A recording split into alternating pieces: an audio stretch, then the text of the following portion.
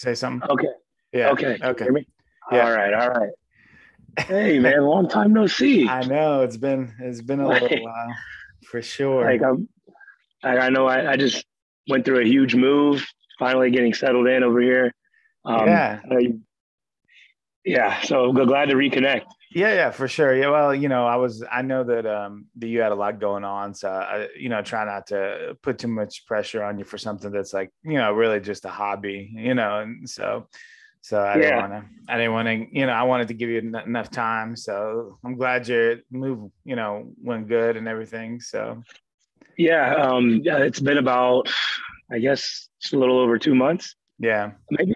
Yeah. And yeah, it's a lot, really. Like moving before is really easy when it's just yourself, but you're taking your whole family, um, a little one, daycare, trying to fit in, get all your stuff together. Yeah, it's man, it's big. Yeah. How's your wife liking it there? Yeah, yeah. So far so good. Yeah. We're just now getting to where we're like branching out to try and learn the area, learn the Hmm. people, make some friends, all of that. So what city are you in California? So yeah, we're in San Diego now. San So you Diego. can see, Okay. yes, sunny San Diego. Yeah, for sure. It's, What's the temperature there? right now it's actually only like maybe 65. Okay. Um, but like middle of the day like this, it's beaming to where like you want to be in like shorts and a tank, but Uh-huh. in like a few hours you're gonna need a jacket and a beanie Yeah.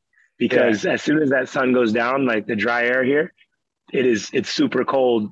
Like as soon as the sun goes down. Yeah. That's no, that's yeah, I could see that because that's what they say about like areas where like there's a lot of desert, like the Sahara and stuff like that, where it's like super, super hot during the day, but extremely cold like during nighttime, So yeah, I guess it's something similar. Yeah. Yeah, it's very different from where I was. Right, I know I told you before in Hawaii it was 75 all the time, morning, day, night, 75. Like that was it was perfect. Yeah. Here, yeah, you gotta think when you're leaving your house. Do I need to bring a jacket? Do I need to bring flip flops? Am I gonna need some boots? You need How late a am I gonna be out? you need like a whole like backpack worth of gear. Like Seriously, like, because there are times where you're like I'm freezing, but I wasn't freezing just like 3 hours ago. So yeah. yeah, we went to Florida for like a week, visit my in-laws, and it was really nice. There's like in the 80s, went to the beach. Meanwhile, in Nashville here, they had snow. So like we drove back and literally like every few miles where you make a stop or whatever it is, like it's or I should say maybe every few hours, you'd see like a drop of temperature like by 5 or 10 degrees. So it's like as you were getting closer to Nashville, by the time we got here, it was like freezing. So Man, and I see it's still snow on the ground right now, right? so yesterday washed it all out. We had a big heavy rainfall. So and then Okay. so it washed it all out. But it was like it was like full of snow. We only had one day, but you know how it is in Nashville. We didn't get a ton of snow here and there, but it wasn't It's anything crazy. So it's enough to disrupt your day. If there's sure. anything I remember was there were times when it snowed when I was there, and like the my neighborhood wasn't prepared, so nothing got salted Yeah. or plowed. So yeah, That's the problem. The problem is it doesn't happen often enough that people like actually care. So like when it actually hits, it's like the whole city shuts down. So yeah, yeah. Oh yeah, yeah, I remember that for sure. that's funny. Yeah. So how's we can go ahead and kind of get into it, but like how has training been these 2 months? Have you even got anything? I mean, I know you're super busy, so have you got any days in? Yeah, so I'm kind of on a pretty good schedule now. It took some time. I think probably the best advantage of where I live now is they have this neighborhood gym because we Mhm. live in a townhome community. And before, if you remember, I just had my garage, and I bought a bunch of stuff off of Facebook Marketplace, and I Yeah. was during the quarantine, I was getting it in the garage. Right. Now there's a private community gym over here that has dumbbells, pull down, leg press, extension, curls. Like it's got a lot of good machines in there, and no one uses it. So yeah. Like there'll be times where I take some weight out or some equipment, and I'll put it on the side, and then let's say I left it there. Yeah. I'll come back, like a day later, and no one's moved it or touched it. So it really does feel like a private gym, because there are people using it, but I actually haven't had to work out with anybody in there yet. How's the community? Is that like older population, or the young, like it seems like young professionals or families with little ones. So I'm surprised. I'm surprised no one's working out then. I mean, that would be the age group. Well, especially young professionals, And as far as like places I've lived, a lot of different types of communities, like apartment complexes, all of that. And like, this is probably one of the nicest private, gyms that I've seen. It's got pretty much everything you would need if you didn't want to get a gym membership. I still went and got one. Right. But on the days where I'm either short on time or I just want to just do a quick supplemental workout, nothing with barbells, I just go there, and it's super convenient to just get in and get out. So, like bringing that in, like I've been being able to stay pretty strict on my regular regimen and everything. It's been good. Awesome.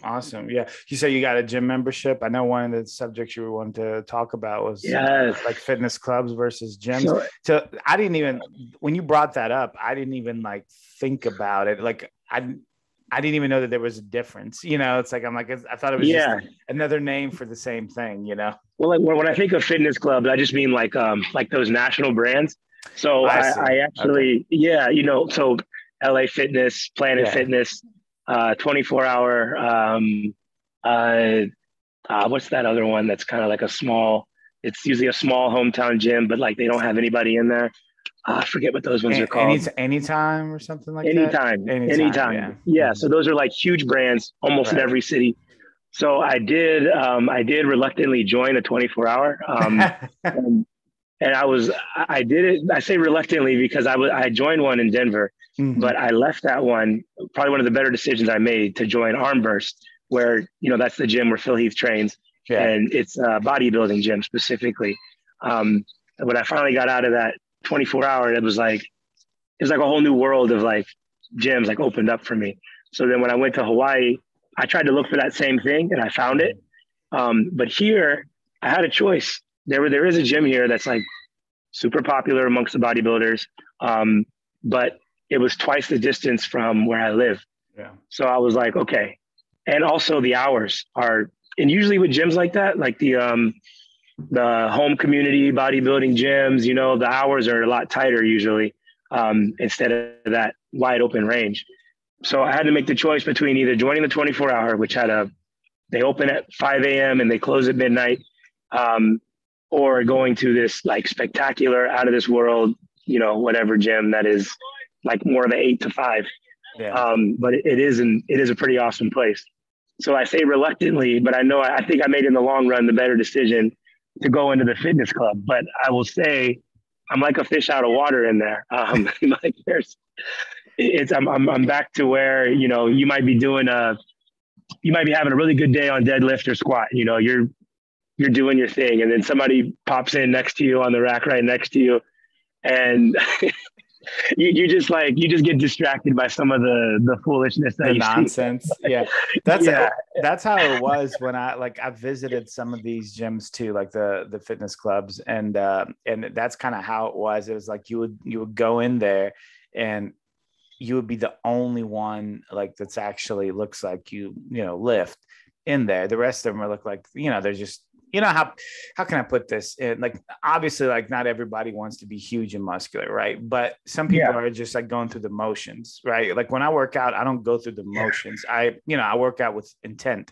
And so like, it'll be you, and you'll be training like with a purpose. And then just people around you are just kind of like doing silly things and just kind of wasting time, it's really annoying. And I haven't been I spent those 4 years in Hawaii working out at a really awesome gym. Mm-hmm. And so, it was just I was like, oh man, this all over again kind of thing. Cause it's just distracting is how I would describe it. Yeah, I'm not saying everybody needs to look like a bodybuilder or be huge, Right.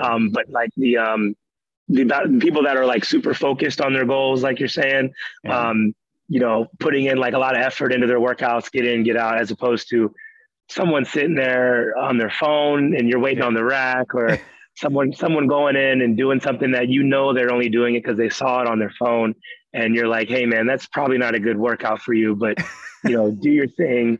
Um, People yelling on sets that I was just like, dude, Who's like yelling? like Why are they really so do that? so like groups of we'll say like young guys who are probably trying to emulate what they've seen Yeah. others do. There's like 4 20-year-olds or 18-year-old guys that they got 225 on there doing quarter squats, and they're yelling, and it's like, hey man, like it's just super distracting for me. So I do like that I go early in the morning. The other times that I've gone, I'm just like, get me out of here. Yeah. What's your schedule look like nowadays? I know in the past you worked a lot of nights and stuff, and you had to go like really early in the morning to train. Is it about the same? Yeah, so I'm sticking to it. Like right now, I pop out of bed at 5. I go to bed in my gym clothes, rake right up, and just get in my car. And it's like 5 minutes down the road. And I usually get in at just about an hour there before I can get home, get shower, eat, and get to work in Mm-hmm. time. So basically an hour every day during the week. And then on the weekends, I squeeze in wherever I can, including either using that home gym or afternoon or night going down there again. Yeah. Um, the morning crowd is better, but still, just some Not of the the same. same. Yeah. Well, I'm still going through the whole home gym thing, and I'm trying to like build up my home gym more, more and more, little by little. I matted it down, so I got some like stall mats, a real thick one, so like everything is looking good. It's coming together. The only thing is I wanted to get some dumbbells, right? So I'm already like, I'm not looking at getting like a full set. I don't need to go from 10 pounds to whatever. I'm just going straight into looking at like 85s, 90, hundreds, that kind of thing. So Yep. they are still so expensive. It's like, Oh yeah. I've been looking around. You cannot, get one like what I would consider like reasonably priced. You're going to spend some money on them if you're going to just even for a set, so. And the people who are selling them, they know what you're using them for because of all these closures and stuff. So Mm-hmm. even like on the like the used market, eBay, Facebook Marketplace, people Right. know why you're shopping for it. So they have no problem marking up that price. That's ridiculous. That's Yeah. ridiculous. That's crazy. I don't know if you remember. That has nothing to do with dumbbells, but when COVID like first started, there was this guy, and he bought up all the hand sanitizer or something like that, like just literally like almost all of it from online or Amazon or something like that, and then was like reselling it at like crazy costs. It was Yeah. that's insane to me that like that's allowed, but I mean, I guess they can't really stop it. There's nothing you can And do. yeah, it's like people, it's like scalpers, like, yeah, Yeah. they jump right in and then sell it back to you because they didn't really need it. I'm like, and you bring up a good point. So since you're focusing on like the home gym and building that up, Mhm. like talk to me about like how do you feel about like motivation? Are you more motivated by yourself or around like when you're at a gym with other people around that are also on your level Yeah. of intensity? So that's an interesting question, because I think what happens to me is that I thrive off of change. So I'll tell you that initially when I went to the gym, like you, around other people, and it was great. And then I started to kind of slow down some. And then when I switched over to my home gym, I got real excited. And then I think the change brought that excitement, and I was really motivated. But now I'm hitting that same stride where now I'm like, oh, it would be nice to be in like a gym surrounded by people that are like training like I am. Yeah, I mean, I definitely, to your point, like I think there is something to be said by, to be around people that are trying to achieve the same things that you're trying to achieve, and pushing, and just being motivated visually when you see like, just people that are I mean, not all of them are gonna like, they're all, let me put it this way, they're all striving for like the same goal. So you're all kind of moving together and, you know, to that direction. By yourself, it's tough. It's tough because it's like, there's always a reason to, you tell yourself, like, you can tell yourself that there's a reason to like stop or slow down or maybe not work out today. And you have to fight against those feelings. Now, I'm sure there's people that are extremely motivated, you know, that never have to, you know, worry about that. But I use discipline to get over that. So it's like, I just organization and discipline, structure, you know, it's like you, I wake up, I don't wake up as early as you. I think I start training around 7. Then, you know, I hop in the shower and then I go straight to work. So it's, so I have my schedule. If I stick to the schedule, I'm good. One thing I noticed is if the schedule for some reason gets disrupted, whether I stay up too late the night before, whether, you know, I have a couple of drinks the night before, or I just, whatever the reason might be, I'm done. That day is trashed. You know, it's like, no, I'm not working out. So it's wild stuff. Yeah, I would definitely agree with that. It probably sounds kind of bad. I don't know. It can be taken the wrong way, but like, yeah, I am super motivated when I'm by myself and I can get through that workout. I just think that sometimes, no matter how loud the music, how pumped I am, when I'm by myself, my thoughts can wander. They wander because like, it's literally an empty gym with me by myself. I do a set, regather myself for do another set. And then I'm in like thinking like, oh man, I wonder what would it be like to buy a new car, or hey, maybe I should get a, you know, and my thoughts just start to like wander. But when I'm in a gym and you know, finish a set or doing supersets or whatever, I grab a drink of water, I look around, I realize everybody else is still working. So, oh damn it, I better get back to work. So it's just kind of like the environment kind of keeps me from wandering, like as far as my mind.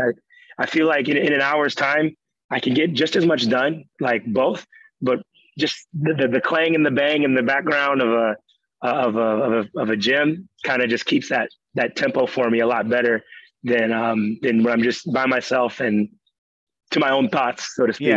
Yeah, I agree. And also, you know, I've noticed that in my pumps, like if I'm, so, you know, most people think that weightlifting is not a mental exercise, but it definitely is, because, you know, often you hear people talk about mind and muscle connection, right?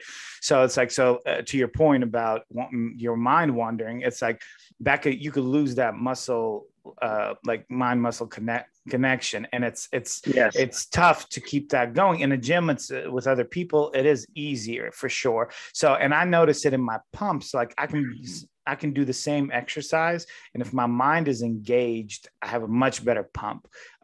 If it's not, it's like I can do the same set, the same amount, and it's like I just don't feel it the same way, you know.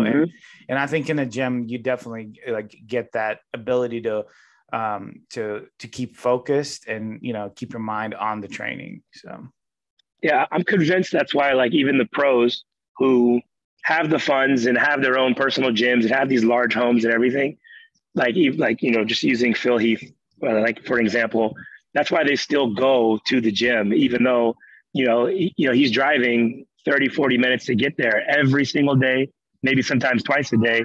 But, you know, those pro bodybuilders are still going to gyms. And I think it's for that reason.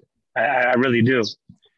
Yeah. I mean, definitely, you know, you think if Phil Heath has got all the money that he needs, he could have his own gym and not have to do all that, not have to go through all that trouble. But sometimes the struggle is good, right? It keeps you kind of hungry. And, and so it sometimes when you make things too easy, you kind of lose that, you know. So there's pros and cons, you know, to everything, but I definitely see your point, because like somebody like Phil Heath or other top pros, they don't need to do that. I mean, for all like logical reasons, they shouldn't, you know, but there's obviously a benefit to it, you know. So yeah, motivation is huge, and you got to think to some degree they have to fight that too, where they've been doing these trainings, these sets, these movements, these poses their whole lives. And so something has to, other than their own internal fire, something has to keep them motivated externally, to Right. keep going. Right. Yeah. I mean, I find that to be the case for me, because I have to, something has to, like, some uniqueness, I mean, it would be nice, it's nice to have something unique, that kind of stimulates you. I mean, obviously, like you said, the inside, your fire inside is really what's going to push you in the long haul. But day in, day out, it's nice to, have something like that can kind of give you that little nudge, so Yeah. for sure. Yeah. So How are the closures as far as like gyms and stuff? I know you signed up for one, so obviously they're pretty open, but yeah. like, how are things going there as far as COVID and everything? Well, since I've been here, they've went from no masks to masks. Mm-hmm. But I will tell you, it is very liberal with that policy here. Mm-hmm. Probably only being followed really closely in the restaurants. But at the gym, yeah, like the person at the desk is kind of just, if you have it, cool. If you don't, all right. At least right now, I see. I mean, the cases are going up, definitely, for sure. Yeah. So I think there would ultimately only be a change if they do just decide to close the gyms for a while. Yeah. I'm not scared of it, just because I have that in my back pocket, the community one, Mm-hmm. and still the stuff that I have in my own garage. So I really don't fear it. But yeah, like I could foresee that being the case, because no gyms are 100% on that policy right now. Yeah. Well, a gym is a very like unique situation, right? Because in most other places like stores and stuff like that, you could put on a mask, you're distancing from people. But like in a gym, it's kind of like you're sweating everywhere. I mean, so it's like, it's not necessarily the most like sanitary place. So it's like putting on a mask doesn't necessarily help you all that much. So it's like, and you touch everything, right? Like everything you touch. Yeah. So basically it's like you have two options. You either close the gym, or it's, or you just, like you said, you just become very liberal with like how you implement those rules, because it's like, you're not going to protect many people just from wearing a mask. I mean, at the gym in particular, just because, like you said, everybody's touching everything, everybody's sweating on everything. It's not, you can pass through any of those means, so, but yeah. And it's obviously weird too, because for a lot of us, and probably you could say the same, the exercise is what's helping keep our immune system strong. If you get like a little bit of a cough or a head cold, sometimes a workout can help with getting you back on track, just from getting it out of your system, through sweat, getting your metabolism up, all of that. So you have that factor too, where like some people like need to go to the gym, get on that treadmill or get on that exercise so that they can try to stay healthy. So it's like a counter. It's like a catch-22. It's like you need the gym to like work out and be better, and then it's like, but at the same time, they're also trying to like, make sure you eliminate the contagiousness of it, I guess. So best way to put it. But yeah, it's odd, like the situation that we're in. But I was thinking, well, you brought up being sick and going to the gym. I didn't tell you about this before, about being a topic, but I thought this might be interesting to get into is, have you ever, like, when do you stop working out? Like, as far as being sick, like how sick do you have to get to stop working out or to take a day off? I'm probably a bad person to ask this one, because I'm being fully honest with you. Like I haven't been sick in a very long time, like so long that I couldn't tell you when. I was so sick I couldn't go to the gym. I don't know if there's a correlation between the two, but like really, like I haven't vomited from like being sick or something. I don't even know. I might have to ask somebody to see if they can tell me when the last time I did that. Because I would think if you are like to the point where you can't get out of bed and you do have a fever and you're like sick to your stomach, like throwing up or whatever, like, probably not a good idea to try and tough it out. But if it's anything like where you have a little bit of a headache, or maybe you're coughing or sniffling, now let's say COVID aside, because obviously you'd be putting other people at risk. Sure. COVID aside, yeah, like it actually helps. It's always helped me to kind of get through that, like heating my body up and just getting through a tough workout, and it's gone, so to Yeah, speak. yeah. Um, Yeah, it definitely. When I was referring to it, I was thinking, in a non-COVID world, like what would you, yeah. what would you do? But yeah, it's for me, like just like you, I've never got like, well, never, I shouldn't say never, but it's been so long, I can't remember being like sick to the point where I couldn't work out. Now, the only time that I would not go, and even if I felt like I was more or less okay, is if I had a fever. I think if I have a fever, I think I might Mhm. might stay home, just because I don't know how, like, if I believe if you have a fever, that means that you're contagious or whatever you have, if I'm not mistaken. So I would probably stay home. But since then, well, no, I shouldn't say since then. Since it's been so long. I'm trying to remember. It's I been know, like so I'm trying long. to think. Like the last I can think of was where I got food poisoning, and I was down and out for like 24 hours, and yeah, I couldn't even get off the couch. So that was there was no way I was going to exercise then. But that's all internal. Right, That's right. not really like, yeah. But like other than that, man, like I don't know. Yeah. I've managed to avoid it. I'll knock on wood later when I find some wood here. Yeah.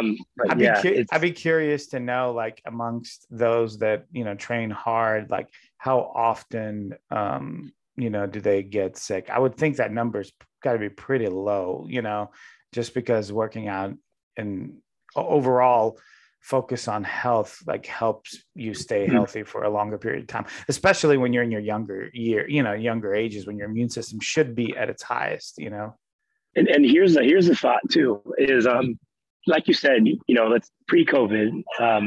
Gyms aren't very sanitary. The gym that I used to work out at, they didn't even have the spray bottles and the sanitizer until COVID. Yeah, So that's funny. I can only assume I've been exposed to a lot of germs over years of doing this. Mm-hmm. And, obviously none of them took me off my feet, but it might have been just enough to, you know, strengthen my immune system. Just a theory, nothing I can prove, but, Yeah, yeah. there's a lot to that. Yeah, I mean, How, definitely makes sense for yeah. sure.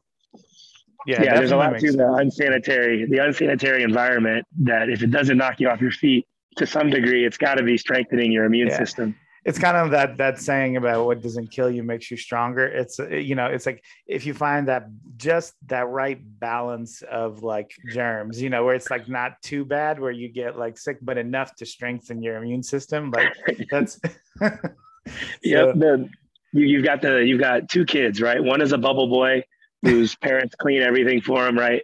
And he's mhm. very sickly. The other is that kid who's eating dirt and licking gum off of park benches, and you go, wow, what in the world? But then that kid later, when he's older, yeah, he never gets sick, never at Yeah. all, nothing at all. Yeah, for sure, for sure.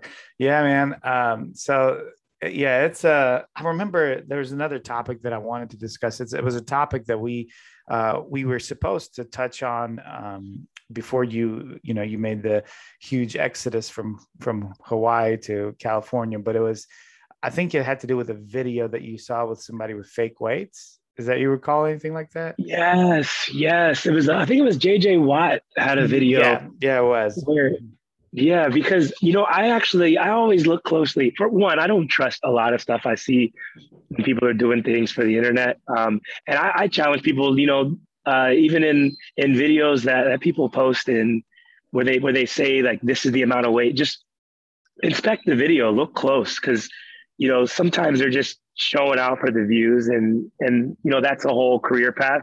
But yeah, like doesn't mean that you should go and try it or whatever. So Yeah. always, I'm always skeptical of whatever I'm seeing because yeah, Yeah. fake weights exist, um, and I think they're very easy to get a hold of too, especially for a lot of these like famous people and stuff. So yeah.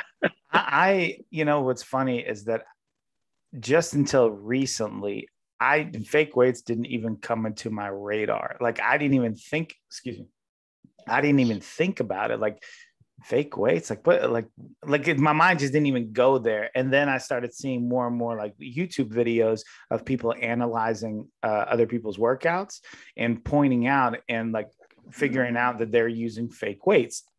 Yeah. Excuse me. And so I was like, this is actually a thing. Like people really do this. And I'm not talking about like fake weights for, for a picture on a supplement, magazine or supplement advertisement just for a static shot. We're talking about people that claiming, or either verbally in the message, or just from the visual, they're trying to attempt to imply that they're lifting these extreme weights. And it's like that's not the case at all. And it's interesting that you said it's a career path, because like you said, more and more I see that totally. Now. Like it's becoming like a thing, a real thing. Yes, totally a career path, to where you get the views, you get the paid advertisements on your post, and yeah, people will keep coming back to watch you lifting weight, just because I think that'll always be a spectacle that people are just drawn to. Even though as you get more experience in fitness, as we all know, that it's not, and it never has been really about the weight, but right. Just no matter what, people will always be drawn to it. Yeah. That's wild stuff, man. Wild stuff. Now I'm like, I look at videos, I'm like, is that really the way? Now I'm questioning everybody. Now here's one that'll get you, because I've actually already seen this in my fitness club has a section for barbells, which they use the bumper plates because everything is the same diameter. Right. So you have 5, 10s, 20s, 30s, 40s, all the same diameter. But I've seen to where someone will go over to that section, grab the 20s or the 10s of that same diameter, which look just like a 45, and they'll take them over to the bench for bench videos, and they're benching that. So it's like really, man, just take when you're benching and you're doing a 10, that little 10 that fits in your hands like this, just put it on the bar. Like it's like, what are you doing? Like you got to go grab the 10 from over there because it looks big. So I guess you could impress somebody on Tinder or something. I don't know. It's one of those things that's kind of like, I feel like, me personally, I feel like I couldn't even do that because I would feel bad about myself. I'm essentially a fraud at that point. Like I'm truly, genuinely misleading people into thinking that I'm stronger than what I am. As a man, that would like bother me. Like I couldn't do that. Like, so, but I guess, everybody's different. So. Yeah. And the thing is like the people who actually are in the game, in the competition mode, power lifters for the weight, they're not doing those kind of things. Those are the people. So like, that's how you know who's serious, right, about weight lifting. Because if it's somebody who's touting and taking all of these pictures and stuff of what makes it look like they're lifting a lot of weight, as opposed to guys and girls lifting a lot of actual weight, it's the two, if you take two Instagram pages or YouTube pages, they're totally different because the focus is on their improvement and them hitting certain marks, as opposed to someone just making sure they hit the right angle to make it look like they're lifting a lot, Right. Yeah. And I think it's a little sad that really what it comes down to is your popularity and not necessarily like the content that you put out, like whether it's beneficial or not. So, and I guess that's always the case. We just see it so much more evidently now with social media that the popular people like, get all the incentives, while the people that are actually putting out good information that will allow you, to be better, they're not getting noticed. They're, not that much. And it should really be the opposite, but that's how it is. Like sometimes I'll find like somebody who's super popular and I'll look at their page and I'm like, there's literally no reason for me to follow this person. I mean, not even a bit. I'm like, I have no reason to follow this person. It's even though they've got like millions of followers, so. Yeah. It's Yeah, it's Oh wild man. stuff. So I know this is a episode we're kind of, we wanted to just quickly get in because we haven't, been doing these shows for a couple of months. So we've been Yeah. on for about 45 minutes. What are your plans for the rest of the day today? Yeah. So we're gonna get out today. I'm gonna do a quick pump workout over here at the at my gym Mm-hmm. over here, and then yeah, we're gonna get out to try to hit a new area closer to the border. Actually, we've been trying to just visit all the little pockets and neighborhoods just so we get a little more familiar. So Yeah. we're going down to there's a beach called Imperial Beach. Mm-hmm. That's like right at the Mexico border. Yeah. Supposed to be a nice area. We'll go get some lunch down there. Then who knows where the day takes us from there. Yeah, Just I'm exploring. unfamiliar. I'm unfamiliar with San Diego, so and Me too. the only thing I hear about Mexican borders is like what was I about to say? Scary stuff. So like, is that a safe area over there, or is it like the area Yeah, that's kind of it's surprisingly there are some really nice neighborhoods like close to the border. It is not Mm, like it's not like I guess what you would expect. Like even here, like there are areas that they say, oh, don't go there. Oh, that's a yeah. bad neighborhood. But I go, hey, listen, man, I'm from Ohio. I lived in Chicago. I traveled.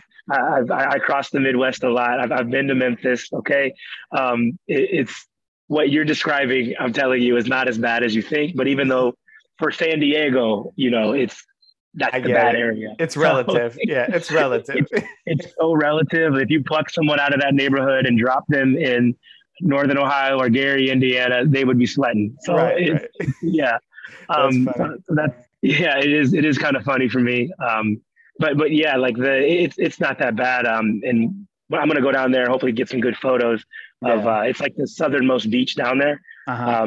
right before you cross the border. Yeah, that's cool, man. Yeah, definitely share those photos on Instagram. I'll Oh repost them yeah, on my, if you get some really good shots or something like that.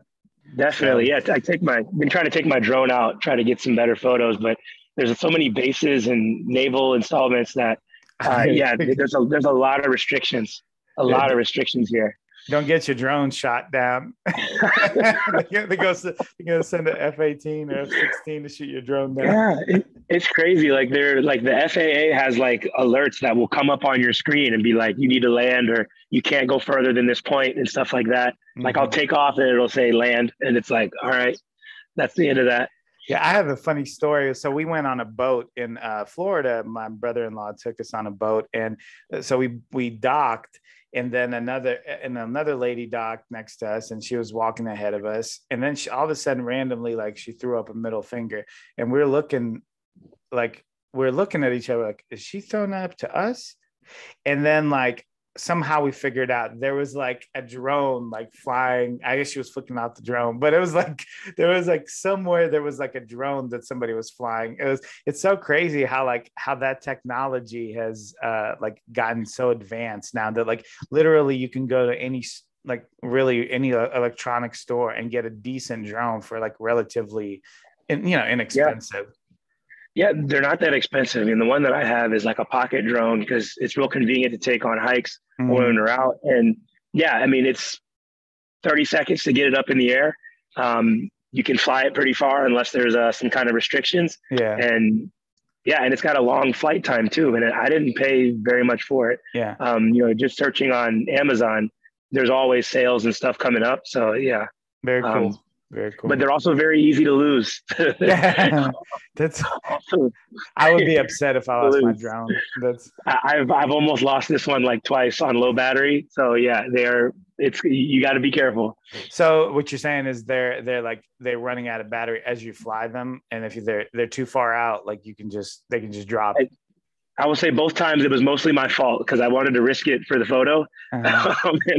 And yeah, like if you decide to take off with 20% battery left, it's your own fault if you go too far and then you lose it. Yeah, So that's yeah, hilarious. Yeah.